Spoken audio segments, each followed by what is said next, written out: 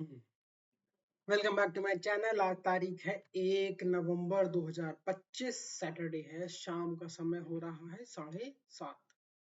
आज बात करेंगे क्यूबन मिसाइल क्राइसिस के बारे में। ठीक है, हमेशा न्यूज में ऐसे ही बताया गया क्यूबन मिसाइल क्राइसिस। यूट्यूब पे भी हमेशा क्यूबन मिसाइल क्राइसिस ही बताया जाता है। ठीक है, अब यहाँ पे समझने वाली बात ये है कि ये अमेरिका का मीडिया है, अमेरिका का चैनल है और अमेरिका की ही बात करता है। कोल्ड वॉर चल रही थी, 1960s का समय था। 60, 61, 62 में ही सारी कहानी खत्म हो जाएगी। ठीक है, बस थोड़ा सा फॉलो करना है। तो 60s में जो है अमेरिका बहादुर ने क्या किया कि टर्की में मिसाइल लगा दी। जुपिटर करके मिसाइल थी, नाम इम्पोर्टेंट नहीं है, इम्पोर्टेंट ये है कि वो न्यूक्लियर मिसाइल्स थी।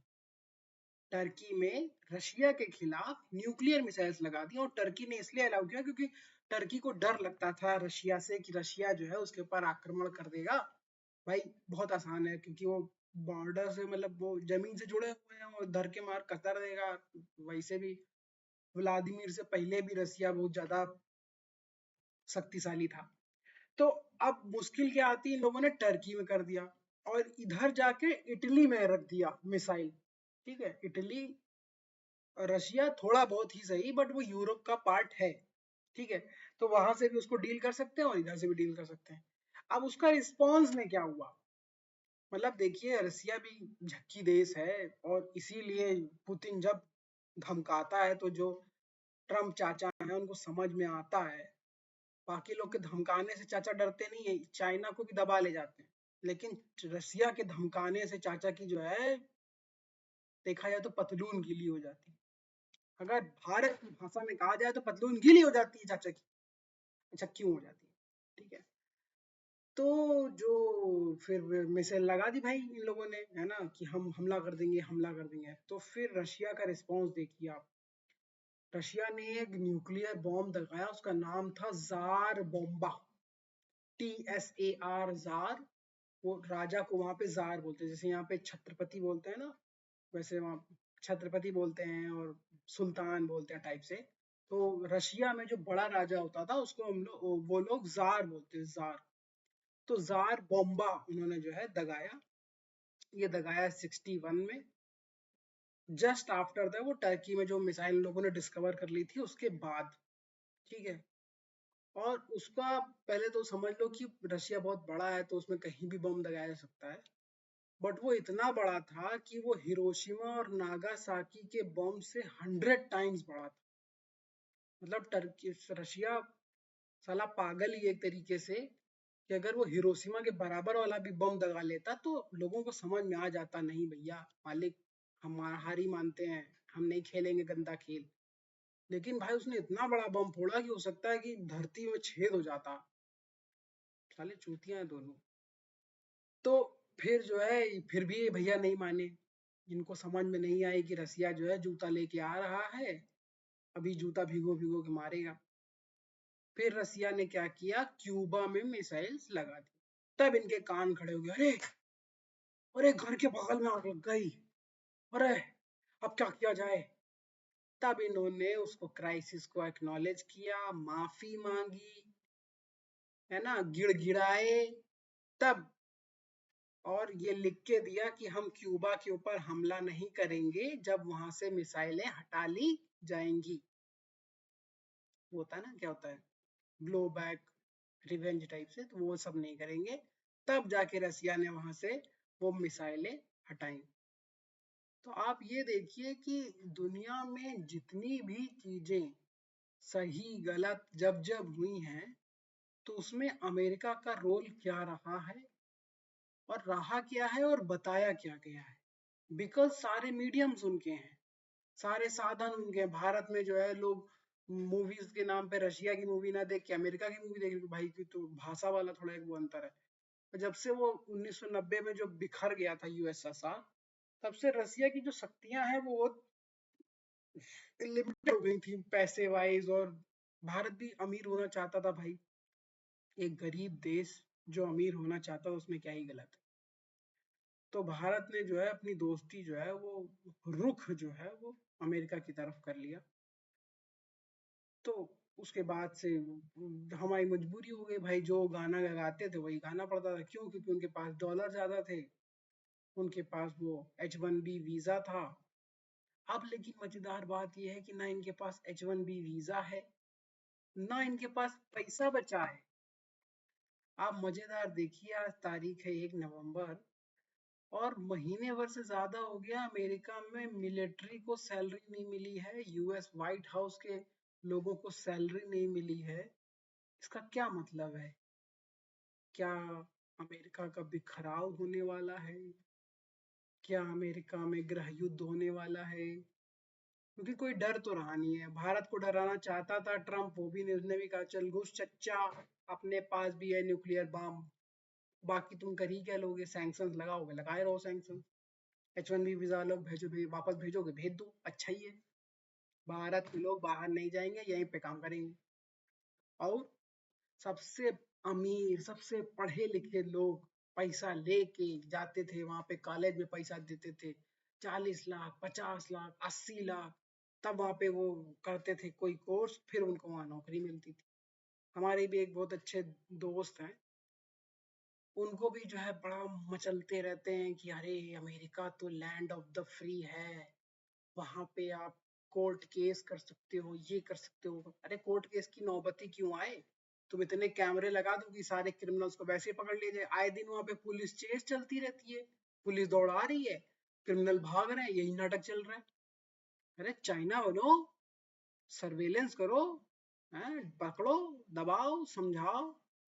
कोई फेंटेनिल नहीं है चाइना में, हो सकता है फेंटेनिल के चक्कर में कोई आपको मार दे अमेरिका में। जाना लेकिन अमेरिका है। अरे चाइना जाओ, घूम के चले जाओ। समझते नहीं है बात कोई। तो हर रीजन के पीछे अमेरिका कैसे है, इस बात को समझने की जरूरत है। और मैं एक बात बताना चाहूंगा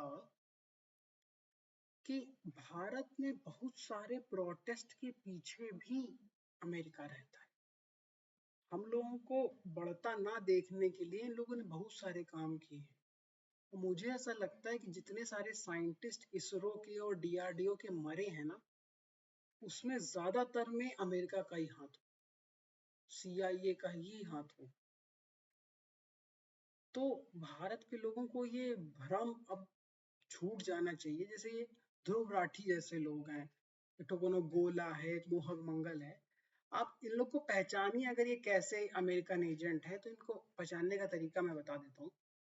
आप डालिए मदर टेरेसा और ध्रुव राठी, आपको एक वीडियो नहीं मिलेगा मदर टेरेसा के खिलाफ ध्रुव राठी का। लेकिन ये जो है वो बाबा रहीम के खिलाफ है, राम रहीम के खिलाफ है, फिर आपके अनिरुद्धाचार्य के खिलाफ है, जौन जौन बाबा धरती पे है सबके ये खिलाफ है। ना वो पेस्टर जो भी पकड़ा गया था, आपका क्या नाम है, पंजाब में, ना उसके खिलाफ है। आप देखिए कैरी मिनाटी भी वीडियो बनाता है तो वो बाबा राम रहीम के खिलाफ बनाता है, और वो बना के वो हीरो हो जाता है, मतलब वो क्रूसेडर हो जाता है कि वो यस, सच बोलने वाला मसीहा है। और जब अनिरुद्धाचार्य के खिलाफ जब ये लोग बोलते हैं, तब नहीं कैरी को वीडियो बनाने का मन करता है कि चलो हम इसके खिलाफ भी बना लें एक बार। तो ना ये मदर टेरेसा के खिलाफ है, ना ये इनके खिलाफ है, ना इनके लिए वो है कि मजहब कर क्या नाम है, आतंकवादियों का कोई मजहब होता है, ना अमेरिका ने कभी कुछ खराब किया है भारत के खिलाफ। जैसे जो आपके राइट विंग वाले हैं, वो कभी कभी अमेरिका को ब्लेम करते हैं कि हाँ अमेरिका ने इस समय पे ये चीज हमारे साथ गलत करी थी, हमको क्रायोजेनिक इंजन नहीं लेने दिया, और बहुत सारी चीजों में नाम लेते हैं, हमारे ऊपर सैंक्शंस लगाए, हमको खराब चावल दिया था क्या नाम है शास्त्री जी के टाइम पे। पर ये लोग कभी इन सब बातों की बात नहीं करेंगे। ध्रुव राठी और जो ये कबड्डी खेलते रहते हैं, तो इन लोगों को पहचानने की भी जरूरत है कि कैसे पकड़ा जाए, ऐसे पकड़ा जाए कि ये लोग पैसा किससे लेते हैं। और एक बात मैं और कहना चाहूंगा, मेरे दिमाग बहुत देर से चल रहा था कि जरूरी नहीं कि इनके सारे सब्सक्राइबर्स जो हैं वो भारत के ही हो। पाकिस्तान की पूरी पब्लिक, मुझे लगता है 50% से ज्यादा पब्लिक हिंदी समझती है, उनके लिए हिंदू और उर्दू में कोई फर्क नहीं है। असल में हिंदी उर्दू में कोई फर्क नहीं है, उर्दू एक फर्जी लैंग्वेज है जो बनाई गई थी यहाँ के कन्वर्टेड मुसलमानों को समझाने के लिए कि तुमको बहुत अच्छी उर्दू आती है। फारसी लैंग्वेज है, उर्दू कोई लैंग्वेज नहीं है, ठीक है। इसमें मात्राएं तक नहीं होती हैं, ठीक है। तो क्या बता तुम भूल गया। हाँ, हो सकता है कि जितने इनको लाइक्स मिल रहे हैं, जितने इनको कमेंट्स आ रहे हैं, आप इनके कमेंट देखिए, कभी कभी ये लोग सर्जिकल स्ट्राइक्स के ऊपर भी हंसी उड़ा देते हैं, इनके कमेंटेटर्स जो हैं। ऐसा कैसे हो सकता है कि भारत में रहने वाले लोग, भारत से प्यार करने वाले भारतीय जो हैं, वो पाकिस्तानियों की भाषा बोल रहे हैं, क्योंकि वो पाकिस्तानी ही हैं। शाहिद अफरीदी को कांग्रेस के राहुल गांधी पसंद हैं, और उनके बड़े बड़े जो नेता वो आते हैं टीवी पे बोलने वाले, वो कहते हैं कि बीजेपी जब तक रहेगी तब तक इनसे कोई बात नहीं हो सकती है। अरे क्या बात करनी है, कश्मीर लेना है तुमको? नहीं मिल सकता भाई कश्मीर, कश्मीर नहीं देंगे। अब तुम पहले जाओ अपना घर बचाओ, नहीं भी बांग्लादेश को भी पीटेंगे, तुमको भी पीटेंगे, झमाझम मारेंगे, तो तुम्हारा न्यूक्लियर ब्लफ जो है मैं घुसेड़ देंगे पूरा का पूरा। जितना चिल्लाओ उतना और घुसेड़, क्योंकि न्यूक्लियर ब्लफ जो है वो ब्लफ ही है। जार बॉम्बा दगाने के बाद भी रसिया ने कभी हमला नहीं किया इनके। हालांकि वो चेरनोबिल वाला चैप्टर में कभी और डिस्कस करूंगा, उसमें किसने क्या किया क्यों किया। लेकिन आप ये समझ लीजिए कि nuclear disaster will lead to nuclear winter. इसका क्या मतलब है मैं बता दूं थोड़ा सा, कि एक के ऊपर दगना शुरू होगा और पूरे धरती पे इतना बड़ा क्लाउड आ जाएगा कि न्यूक्लियर विंटर आ जाएगा, सब मर जाएंगे, सब मर जाएंगे, जानवर तक नहीं बचेंगे। इसलिए न्यूक्लियर ब्लफ सिर्फ एक ब्लफ है। वो रसिया भी खेलता है, वो अमेरिका भी खेलता है, ये दोनों खेलते रहेंगे, करेंगे कुछ नहीं। वैसे ही पाकिस्तान भी कुछ कर नहीं सकता है। ये समझने के बाद अब भारत ने मन बना लिया है, जब भी हमें पाकिस्तान को सबक सिखाने की नौबत आएगी, हम पटक पटक के मारेंगे पाकिस्तान को, और फिर कह देंगे हाँ किसी ने सीज फायर नहीं कराया था, हम ही ने मारा है, हम ही बचाएंगे। पिक्चर नहीं है सलमान खान की, एकदम वैसे। Thank you for listening.